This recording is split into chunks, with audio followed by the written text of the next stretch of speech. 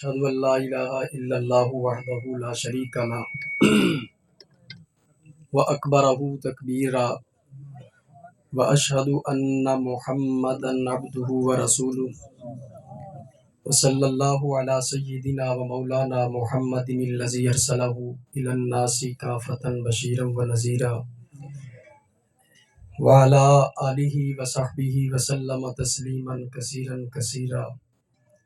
أما بعد فأعوذ بالله من الشيطان الرجيم بسم الله الرحمن الرحيم يا أيها الذين آمنوا اتقوا الله ولتنظر صدق الله العظيم إن الله وملائكته يصلون على النبي يا أيها الذين آمنوا صلوا عليه وسلموا تسليما الصلاة والسلام عليك يا سيدي يا رسول الله الصلاة والسلام عليك يا سيدي يا حبيب الله الصلاة والسلام عليك يا سيدي يا أول خلق الله وآخر رسول الله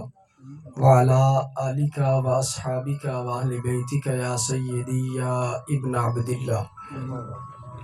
اللہ رب العزت کی حمد و ثنا اور حضور سرور کائنات مفخر موجودات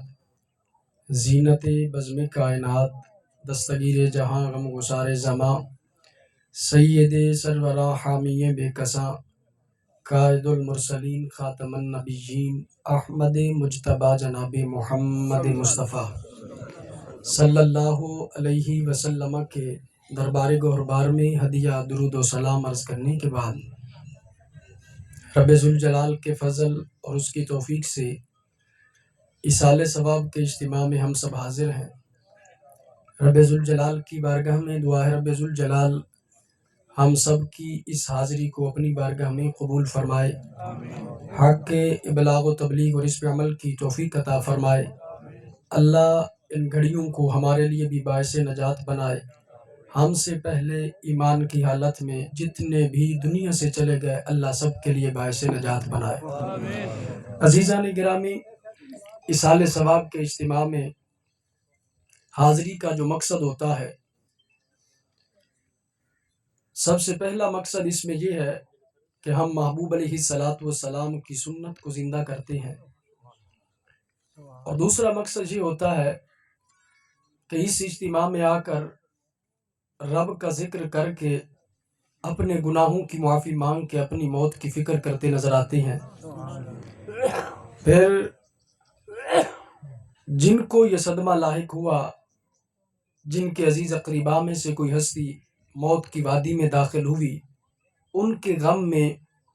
شریک ہونے کا انداز پیش کرتے نظر آتے ہیں۔ اور مین مقصد یہ ہوتا ہے اجتماع میں جائیں گے، اللہ کا ذکر کریں گے، درس قرآن ہوگا، تلاوت کلام پاک ہوگی، اور کچھ نہیں، جو اچھے کلمات سنیں گے یہ بھی عبادت میں گزریں گے، اس پہ جتنا بھی اجر ہوگا ہم قبر والوں کی روحوں کو پیش کر دیں گے۔ یہ ہمارے اجتماع میں حاضری کا مقصد ہوتا ہے۔ لیکن اس صورتحال کو دیکھا جائے، یہ اجتماع، یہ تیجا، یہ 40واں، یہ ساتہ، یہ ہاتھ اٹھانا، یہ لب ہلانا، یہ اجتماع کروانا فائدہ اس بندے کو دے گا جس کے سینے میں نبی علیہ السلام کی سچی محبت ہوگی، جس بندے کے سینے میں نبی کے گھرانے کا پیار ہوگا، حضرت علی کے سارے بیٹوں کو اپنا امام مانتا ہوگا، حضرت امام حسین کے سارے بیٹوں کو اپنا امام مانتا ہوگا، حضرت امام حسن کے سارے بیٹوں کو اپنا امام مانتا ہوگا۔ اور صرف اسی پہ نہیں ہے، جہاں وہ نبی کی آل سے پیار کرتا ہوگا وہاں نبی کے ہر صحابی سے بھی پیار کرتا ہوگا۔ اور اگر صحابہ میں سے کسی صحابی کے بارے میں کوئی مندی سوچ رکھے، یا نبی کی آل میں سے کسی عظیم ہستی کے بارے میں مندی سوچ رکھے، یا پھر نبی کی آل سے بھی پیار کرے، اصحاب سے بھی پیار کرے، نبی کے بارے میں کوئی مندی سوچ رکھے، یہ اجتماع تو کیا ہے، اس سے 1000 گنا بڑا بھی اجتماع ہو تو تب بھی ہم اس کو فائدہ کوئی نہیں دے سکتے ہیں۔ کیوں؟ فائدہ تب ہوتا ہے جب بندے کے دل کا برتن سلامت ہوتا ہے۔ پانی کا برتن ہو، اگر ہم اس سے فائدہ حاصل کرنے چاہیں تو ہم کہتے ہیں کہ آسمان سے بارش آ رہی ہے اور اس بارش سے ہم نے فائدہ حاصل کرنا ہے کہ اس برتن کا رخ ہم نے آسمان کی طرف کر دینا ہے، تاکہ جو ہی آسمان سے پانی آئے اسی برتن میں آتا جائے، جمع ہوتا جائے۔ اور ایک بندہ سمجھدار ہو، اس کے سامنے 1 2 3 پائپ لگے ہوئے ہوں، وہ کہے کہ میں اس برتن میں ڈال دیتا ہوں، آسمان والا پانی بھی آئے گا، یہ پانی بھی ہے تاکہ برتن بھر جائے گا۔ لیکن عقل مند یہ کہے گا ان ساری چیزوں سے پہلے یہ دیکھ کہ اس برتن کے نیچے کوئی سوراخ تو نہیں ہے، تاکہ آسمان کی طرف رخ کرنے کا، پانی جمع کرنے کا اور اس کا خیال رکھنے کا بھی ہمیں فائدہ ہو۔ جو دور سے دیکھنے والا ہوگا اس کی نظر میں تو یہ ہوگا کہ پانی بڑا آیا، پانی بڑا ڈالا گیا، لیکن جو قریب ہوگا نا وہی اس کی کیفیت کو جانتا ہوگا کہ جیسے آیا ہے کہیں ویسے تو نکل نہیں گیا، یا جیسے آیا ہے ویسے ہی جمع ہو گیا ہے۔ اب اس کی 2 صورتیں ہیں، اگر وہی نکل گیا ہے تو نیچے سے سوراخ ہے، اور اگر جمع ہو گیا ہے تو کوئی سوراخ نہیں ہے۔ اعلیٰ حضرت امام احمد رضا خان فاضل بریلی رضی اللہ تعالیٰ اس پہ کلام کرتے ہیں، فرماتے ہیں لوگوں دل بھی ایک برتن کا نام ہے، اگر اس میں سوراخ ہو جائے تو ساری زندگی کی عبادت بھی رب قبول نہیں کرتا ہے۔ اس برتن میں سوراخ ہو جائے تو ذکر اذکار، عبادت کرنا، تبلیغ کرنا، واعظ کرنا، قرآن پڑھنا، اچھے اعمال کرنا بھی رب قبول نہیں کرتا ہے۔ اعلیٰ حضرت سے پوچھا گیا اس سوراخ کا مطلب کیا ہے؟ اعلیٰ فرماتے ہیں جہاں نماز، روزہ، حج، زکوٰۃ یہ فرائض ہیں، بندہ ان کو پڑھ کے سمجھے کہ میرا دل ٹھیک ہو گیا ہے، دل کے برتن میں سوراخ نہیں ہوا ہے۔ اعلیٰ فرماتے ہیں ان فرضوں سے بڑا فرض نبی کی محبت، نبی کی آل کی محبت، نبی کے اصحاب کی محبت ہے۔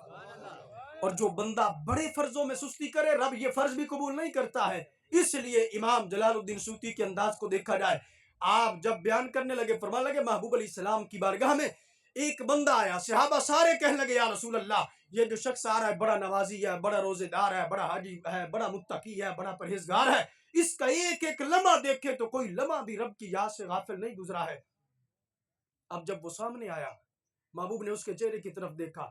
فرمایا میرے صحابہ تم کہہ رہے تھے بڑا حاجی ہے، رحمان والا ہے، فرمایا میں اس کی پیشانی پہ شیطان کی پھٹکار کو دیکھ رہا ہوں۔ فرمایا تم رحمان والا کہتے ہو، میں کہتا ہوں یہ شیطان والا ہے۔ اب اس پر امام جلال الدین سیوطی نے کلام کیا، آپ فرماتے ہیں کیا وجہ تھی؟ آپ فرمانے لگے وجہ یہ تھی کہ جب وہ آنے لگا نا اس نے دیکھا کہ سارے صحابہ میری تعریف کر رہے ہیں، مجھے متقی کہہ رہے ہیں، مجھے نمازی، حاجی، صوفی کہہ رہے ہیں، لہٰذا ان ساروں سے زیادہ متقی میں ہوں، سب سے اچھا میں ہوں۔ اور اس پر صوفیاء بولنے لگے، فرمانے لگے اس کمینے کو اتنا بھی حیا نہ آیا، اس میں صدیق اکبر بھی بیٹھے، اس میں سیدنا فاروق اعظم بھی بیٹھے ہیں کہ جن کا نام آئے تو شیطان کانپ جاتا ہے، جن کا نام آئے تو شیطان راستہ بھول جاتا ہے۔ یہ وہ حضرت فاروق اعظم بھی بیٹھے ہیں، حضرت عثمان غنی بھی ہیں تستحییہ الملائکہ، جن سے ملائکہ بھی حیا کرتے ہیں، حضرت مولا علی بھی ہیں کہ جو اتنی شان والے ہیں، ان کا اتنا مقام ہے کہ نبی علیہ السلام نے نبی کی آل کو دیکھا جائے ان کے سر پہ جو سہرہ ہے وہ بڑی شان والے نظر آتے ہیں۔ حضرت سیدنا ابو ذر غفاری رضی اللہ تعالیٰ کا انداز دیکھا جائے، آپ بیان کرتے ہیں، فرماتے ہیں محبوب علیہ السلام نے مجھے حکم دیا، فرمایا جاؤ علی کو بلا کے لاؤ۔ حضرت سیدنا ابو ذر غفاری کہتے ہیں میں جب بلانے گیا میں آواز دینے لگا پر اندر سے کوئی جواب نہ آیا، میں پھر نبی کی بارگاہ میں آیا، عرض کی یا رسول اللہ کوئی جواب نہیں آیا ہے۔ محبوب فرماتے ہیں جاؤ پھر بلا کے لاؤ۔ حضرت سیدنا ابو ذر غفاری رضی اللہ تعالیٰ کہتے ہیں میں جب پھر جاتا ہوں آواز دیتا ہوں جواب نہیں آتا، میری نظر ایک چکی پہ پڑ جاتی ہے،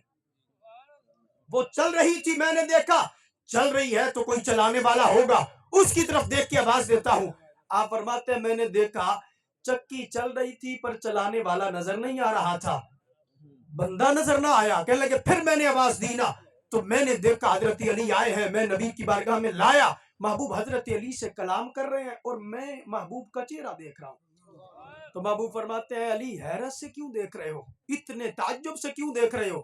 حضرت علی المرتضیٰ کی بارگاہ میں حضرت سیدنا ابو ذر غفاری ہیں، محبوب کی بارگاہ میں حضرت سیدنا ابو ذر غفاری ہیں، آپ جواب کیا دیتے ہیں؟ یا رسول اللہ پہلی مرتبہ بھیجا جواب نہیں آیا تھا، دوسری مرتبہ بھیجا یا رسول اللہ جب میں وہاں پہنچا چکی چل رہی تھی، نظر نہیں آ رہا تھا چلانے والا کون ہے۔ محبوب علیہ السلام نے فرمایا اے ابو ذر غفاری تو کیا سمجھتا ہے بندہ ہو تو پھر علی کے گھر چکی چلے گی، فرمایا ان للہ ملائکہ سیاحین فی الارض قد وکلوا بمعونۃ آل محمد، فرمایا اللہ نے جتنے بھی فرشتے زمین پہ سیر کرتے ہیں نا ان کی ڈیوٹی لگائی ہے کہ وہ جب بھی موقع ملے آتے ہیں علی کے گھرانے کی خدمت کر کے چلے جاتے ہیں۔ یہ وہ انداز ہے۔ آل کا بغض سینے میں آئے تو نماز روزہ حج زکوٰۃ فائدہ نہیں دے گا۔ حضرت صدیق اکبر سے لے کر حضرت امیر معاویہ تک نبی کے کسی صحابی کا بغض سینے میں آئے تو نماز روزہ حج زکوٰۃ کوئی عمل فائدہ نہیں دے گا۔ ہاں ان ساری ہستیوں کا پیار سینے میں ہو، عملوں میں سستی بھی آ جائے تو ڈھیر ساری ایسے حدیثی ہیں کہ ان کو صرف کلمہ ہی فائدہ دے جائے گا۔ محبوب علیہ السلام خود بیان فرمانے لگے، امام بخاری جیسی عظیم ہستیوں نے بیان کیا، آپ فرمانے لگے مومن جب سچے دل سے کلمہ پڑھتا ہے نا اس کے کلمے کا بھی بڑا وزن ہو جاتا ہے۔ مومن جب دل کا برتن ٹھیک رکھ کے اللہ اللہ کرتا ہے نا یہ مختصر سی عبادت بھی رب کے دربار میں بڑی ہو جاتی ہے۔ محبوب علیہ السلام نے خود بیان فرمایا، محبوب فرماتے ہیں میرے صحابہ جانتے ہو قیامت کا دن ہوگا جب ساری مخلوق رب کے دربار میں آ جائے گی، فرمایا ساری مخلوق رب کی بارگاہ میں ہوگی، اب کیا ہوگا ان اللہ یستخلص رجلا من امتی علی رؤوس الخلائق یوم القیامہ، فرمایا ساری مخلوق جب رب کے دربار میں ہوگی نا رب ایک بندے کو بلائے گا، رب فرشتوں سے فرمائے گا اے فرشتوں اس بندے کے نام اعمال کو کھولو۔ محبوب فرماتے جب اس کے گناہوں کو کھولا جائے گا نیکی ایک بھی نہیں ہوگی، سارے گناہ ہوں گے۔ اور محبوب علیہ السلام نے فرمایا میرے صحابہ جانتے ہو گناہ کتنے ہوں گے؟ فرمایا 99 دفتر اس کے گناہوں کے بھر جائیں گے، 99 دفتر گناہوں کے بھر جائیں گے۔ محبوب کی بارگاہ میں عرض کی گئی یا رسول اللہ ایک ایک دفتر موٹا کتنا ہوگا جس میں اس بندے کے گناہ لکھے ہوں گے؟ محبوب نے فرمایا کل سجل مثل مد البصر، اللہ فرمایا ایک ایک دفتر اس بندے کے گناہوں والا اتنا موٹا ہوگا جس طرح بندے کی نگاہ کی انتہا ہوتی ہے۔ ہم اسلام آباد کی طرف سفر کریں تو دور دور سے ہمیں پہاڑ نظر آنا شروع ہو جاتے ہیں، کیا ہے یہ ہماری نگاہوں کی انتہا ہے، یعنی اتنے موٹے موٹے رجسٹر گناہوں کے بھرے ہوئے ہوں گے۔ محبوب فرماتے ہیں صرف اور صرف گناہ ہی گناہ ہوں گے، اور ایک نہیں ہوگا 99 ہوں گے۔ اب جب اتنے گناہ اس بندے کے کھل جائیں گے، اور بعض محدثین نے لکھا یہ وہ بندہ ہوگا جس کے ساری مخلوق سے زیادہ ہی گناہ ہوں گے۔ اب جب اس کے گناہ کھولے جائیں گے محبوب فرماتے ہیں رب اس بندے کی طرف دیکھے گا اور رب بڑے پیار سے کلام کرے گا، اور اس پر صوفیاء کا کلام پڑھیں۔ صوفیاء کہتے ہیں یہ ہے بڑے سے بڑا مجرم بھی جب تمہارے پاس آ جائے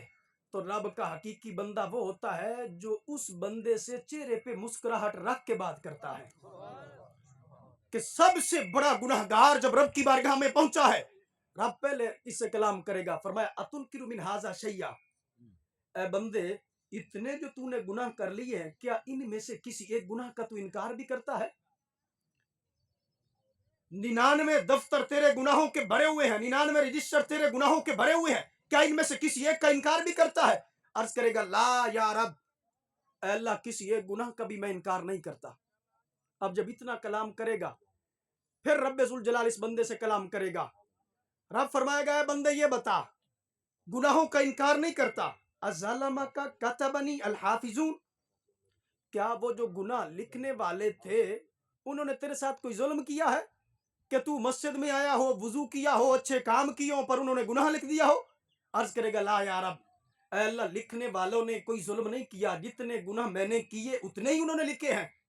اب رب پھر بندے سے کہے گا اوالا کا عذر، اے بندے اتنے جو تو نے گناہ کر لی ہے کوئی بہانہ بھی تو بنا سکتا ہے، بہانہ بنا لے۔ رب بندے سے فرمائے گا بہانہ بنا، عرض کرے گا اللہ بہانہ تو اس سے بنایا جائے جس کے سامنے معاملہ چھپا ہوا ہو، اور اگر میں کہوں یہ گناہ میں نے اس وجہ سے کیا وہ گناہ میں نے اس وجہ سے کیا، اے اللہ تجھ سے تو چھپ نہیں سکتا، تو ارادے سے پہلے کی کیفیت کو بھی جانتا ہے، تو سارے حال کو ایک احوال کو ایک ایک لمحے کو ایک ایک کیفیت کو جانتا ہے۔ اے اللہ میں اگر یہ کھول دوں معاملہ، میں کہہ دوں فلاں جرم تھا فلاں مجبوری تھی فلاں عذر تھا، اے اللہ تو یہ واضح کھول دے گا معاملہ، یہ تو نے جان بوجھ کے سارے کام کیے۔ اتنا رب سے بندہ کلام کرے گا، رب فرمائے گا پھر بھی موقع ہے بہانہ بنا لے۔ آج ہم بڑے سے بڑے مجرم کو بھی پکڑے نا وہ موقع پہ کوئی نہ کوئی بہانہ بناتا ہے، रब इस बंदे से कहेगा, ऐ बंदे बहाना बना ले ताकि तेरे गुनाहों को माफ कर दिया जाए। अर्ज करेगा अल्लाह कोई बहाना भी नहीं है। फिर रब इस बंदे से फरमाएगा, ऐ बंदे चलो मौका दिया जाता है, कोई एक नेकी हो याद कर ले, कोई एक नेकी हो याद कर ले। ये बंदा रब की बारगाह में अर्ज करेगा, काफी देर सोचने के बाद अर्ज करेगा अल्लाह काफी देर याद किया, नतीजा ये निकला है कि मैंने नेकी की नहीं, की होती तो याद होती, मेरे पास तो कोई एक नेकी भी नहीं है, मैंने कोई एक नेकी की भी नहीं है। अब जब इतना कलाम होगा ना, रब फरमाएगा बंदे मायूस क्यों होता है, बला इन्ना लका इंदना हसना, तेरे पास कोई नेकी नहीं, हमारे पास तेरी एक नेकी है। अब इस पर मुहद्दिसीन के नजरिए को पढ़े, एक तरफ शहीद आएगा नेकियां उठा के लाएगा, एक तरफ गाजी आएगा, मुजाहिद आएगा, हाफिज आएगा, कारी आएगा, आलिम आएगा, मुफ्ती आएगा और नेकियां उठा के लाएगा। कोई एक ऐसा जुर्म होगा, रब फरमाएगा मैं तेरी एक नेकी भी कबूल नहीं करता। ये गुनहगार कह रहा होगा अल्लाह कोई नेकी याद भी नहीं है, मैंने की भी नहीं है, मेरे पास है भी नहीं है। रब कहेगा तेरे पास नहीं, हाँ हमारे पास है। अब जब ये अंदाज होगा, महबूब अलैहिस्सलाम फरमाते हैं उस वक्त ये बंदा खुश होगा कि मेरी नेकी आ गई और उस नेकी के बदले मेरे गुनाह धुल जाएंगे। महबूब फरमाते हैं फतुखरजु बताका, फरमाया बताका निकाला जाएगा। बाज़ मुहद्दिसीन ने कहा इसका मतलब ये होता है ये दो उंगलियों को मिलाया जाए ना, जितना वर्का बनता है ना, इतना छोटी सी पर्ची होगी उस बंदे को दे दी जाएगी, ये तेरी नेकी है। बंदा एक लम्हा खुश होगा, जब पर्ची हाथ में आएगी फिर ताज्जुब में मुब्तला हो जाएगा कि उधर मेरे 99 दफ्तर जो गुनाहों के भरे हुए हैं, एक एक दफ्तर इतना मोटा है जिस तरह बंदे की निगाह की इंतहा होती है, और इधर दो उंगलियों के बराबर छोटी सी वर्की है। इस पर्ची ने क्या करना है? तो महबूब अलैहिस्सलाम फरमाते हैं रब इस बंदे से कहेगा उहदुर वज़नक, मीजान पे जा, अपनी आंखों से अपना वजन करवा, देख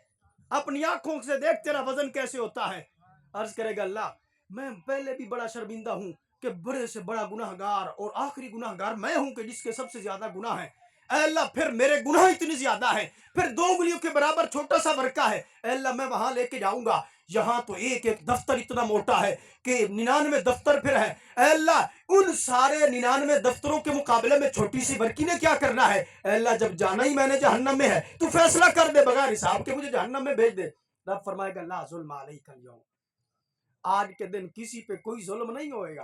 तू जाएगा वजन करवाएगा, हिसाब कराएगा, अपनी आंखों से देखेगा, फिर तेरा फैसला होगा, फिर जो होगा वही तेरे लिए निजात का अमल होगा। ये बंदा डरते डरते महबूब अलैहिस्सलाम फरमाते हैं जाएगा, फरिश्ते एक दफ्तर उठा के लाएंगे, गुनाहों वाले पल्ले में रख देंगे, दूसरा लाएंगे गुनाहों वाले पल्ले में रख देंगे, तीसरा लाएंगे गुनाहों वाले पल्ले में रख देंगे, हत्ता के 99 दफ्तर जब रख दिए जाएंगे, रब इस बंदे से कहेगा तू भी पर्ची डाल। ये बंदा डरते डरते जब पर्ची रखेगा, महबूब फरमाते हैं फताशतिस सिजिल्लात व सकुलतिल बताका, फरमाया देखते ही देखते गुनाहों वाला पल्ला हल्का हो जाएगा, नेकियों वाला पल्ला भारी हो जाएगा। महबूब की बारगाह में अर्ज की गई या रसूल अल्लाह फिर क्या होगा? फरमाया रब फरमाएगा ऐ फरिश्तों इस बंदे को अब तुमने जहन्नम में नहीं लेके जाना है, इसकी तो एक नेकी सारे गुनाहों पे भारी पड़ गई है, ऐ फरिश्तों इसको सीधा जन्नत में लेके जाना है। महबूब की बारगाह में अर्ज की गई या रसूल अल्लाह उस पर्ची पे लिखा क्या होगा? महबूब फरमाते हैं फीहा अशहदु अल्ला इलाहा इल्लल्लाह व अन्ना मुहम्मदन अब्दुहु व रसूलुहु।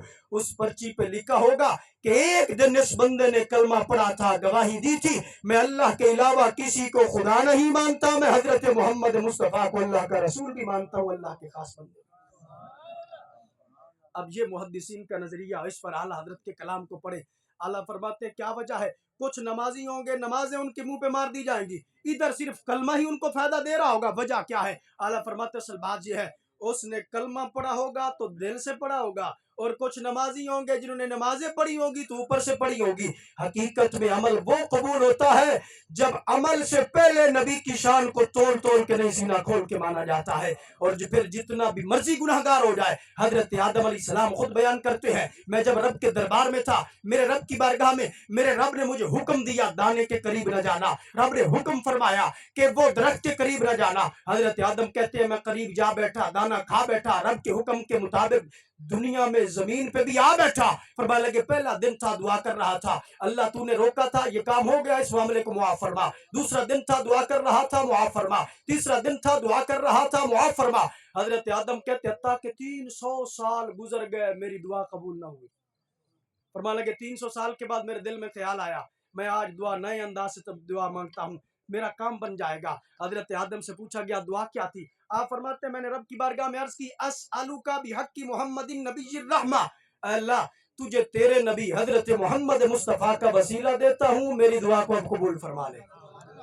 حضرت آدم کہتے ہیں میں نے جب اتنا کلام کیا نا، رب نے فرمایا یا آدم کیف عرفت محمدن ولم اخلقہ بعدہ، اے آدم تو نے میرے محمد کو کیسے جانا، میں نے تو بھیجا ہی نہیں ہے، وہ آیا ہی نہیں ہے، امتم بعد امت وقرنم بعد قرن ونبیم بعد نبی حتی ینتہی الی نبی من ولدک یقال له محمد وہو خاتم النبیین، وہ سب سے آخر میں ختم نبوت کا تاج پہن کے آئیں گے، تم اب وسیلہ پیش کر رہے ہو، وجہ کیا ہے؟ آپ جواب کیا دیتے ہیں؟ خدا بندہ چومرا پیدا کردہ بودی دیدم برسا کہائے عرش وبر ابواب بحش وبردش مائے حوران و غلمان نوشت بود لا الہ الا اللہ محمد الرسول اللہ، ازاں جا دانستم کے محبوب ترین خلق نے زتوس، اے اللہ میں نے تجھے تیرے نبی حضرت محمد مصطفیٰ کے نام کا جو وسیلہ پیش کیا ہے، وجہ یہ ہے میں نے جب تو نے مجھے پیدا کیا تھا نا، میری جب آنکھ کھلی تھی میں عرش کو دیکھ رہا تھا، تیرا بھی نام تھا، تیرے نبی کا بھی نام تھا، میں جہاں نظر اٹھا رہا تھا تیرا بھی نام پا رہا تھا، تیرے نبی کا بھی نام پا رہا تھا، اے اللہ میں حوروں کے ماتھوں پہ بھی دیکھ رہا تھا، جہاں تو نے لا الہ الا اللہ لکھا تھا وہاں تو نے محمد الرسول اللہ بھی لکھا تھا، ازاں جا دانستم کہ محبوب ترین خلق نے زتوس، اے اللہ پھر میں نے نتیجہ یہ نکالا ہے جس نبی کے نام کو اللہ نے اپنے نام سے جدا نہیں کیا نا، یہ نبی اللہ کو ہر شے سے زیادہ پیارے ہیں۔ تو محبوب فرماتے ہیں جب حضرت آدم نے اتنا تعارف کروایا نا، رب نے کیا کر دیا؟ رب نے فرمایا توبہ ترا قبول کر دم، وہ جو 300 سال سے کام بنوا رہے تھے نا، ہم نے اپنے نبی کے نام سے کام بنا دیا ہے۔ وعزت و جلال من ہر کے اس اولاد تو توسل و جوید اورا امرزم و توبہ اورا قبول کنم، رب نے اعلان بھی کر دیا اے آدم مجھے میری عزت کی قسم، مجھے میرے جلال کی قسم، ہر وہ بندہ جو تمہاری اولاد سے ہوگا جتنا بڑا گناہگار ہوگا، فرمایا جب بھی آ کے میرے نبی کے نام کا وسیلہ پیش کرے گا میں فوراً سارے گناہ بھی معاف کر دوں گا، میں فوراً اس کی توبہ بھی قبول فرما لوں گا۔ عزیزان گرامی یہ وہ لمحے ہیں آج کے دور کے اندر دیکھا جائے ہمیں اپنے عملوں پہ اتنا یقین نہیں جتنا نبی کی محبت پہ یقین ہے، ہمارے نبی ہمیں تنہا نہیں چھوڑیں گے، اس لیے میں کہتا ہوں باقی عملوں میں سستی ہو جائے پر نبی کی محبت میں سستی نہ آنے دے، نبی کی آل کی محبت میں سستی نہ آنے دے، تاکہ قبر میں جائیں فرشتے پوچھے ما کنتا تقول فی حاضر رجل، بتا نبی کے بارے میں کیا کہتا ہے، عاشق اتنا جواب دے مر کے بھی پہنچا ہوں یہاں اس دل